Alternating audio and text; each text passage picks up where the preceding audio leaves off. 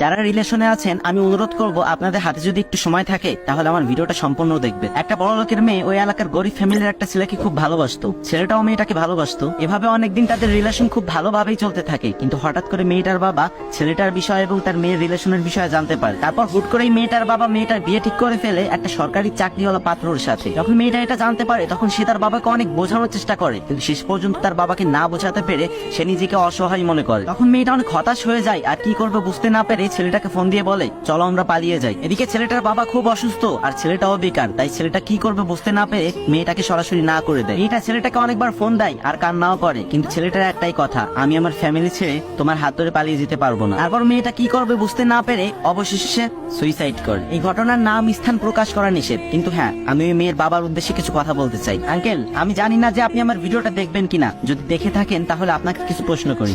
আচ্ছা, আপনার মেয়ে মারা গেছে, আপনি তো অনেক খুশি হয়েছেন তাই না? আপনারা মেয়ের বাবারে এমন কেন বলেন তো?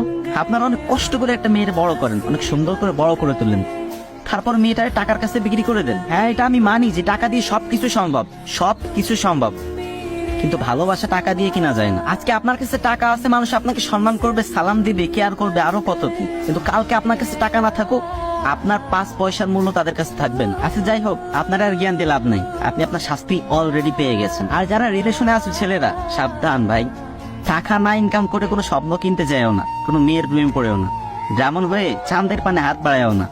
বাস্তবতা কিন্তু খুব কঠিন। তুমি কালো হও, গাঁজাখোর হও, ফর্সা হও, কোনো সমস্যা নাই, টাকা ইনকাম করবা, যেই মেয়েটারে পছন্দ হয় টার্গেট করবা, শুধু মেয়েটারে না, মেয়ের বাপ মা সহ কিনে নিয়ে চলে আসবা, কথা শেষ।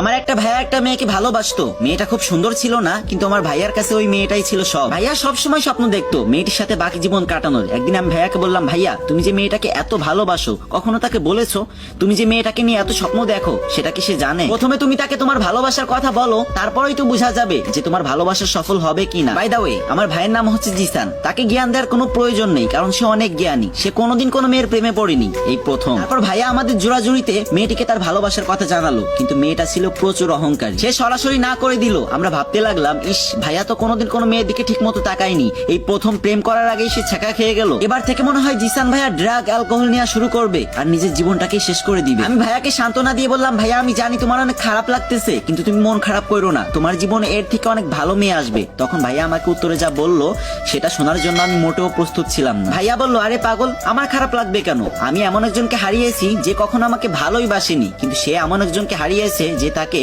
অনেক ভালোবাসতো। আজকে বেশি কিছু চ্যালেঞ্জ করব না, শুধু তুমি এটা প্রমাণ করো যে তুমি সিঙ্গেল, আর সেটাও তোমার কিবোর্ডের প্রথম 5টি ইমোজি দিয়ে।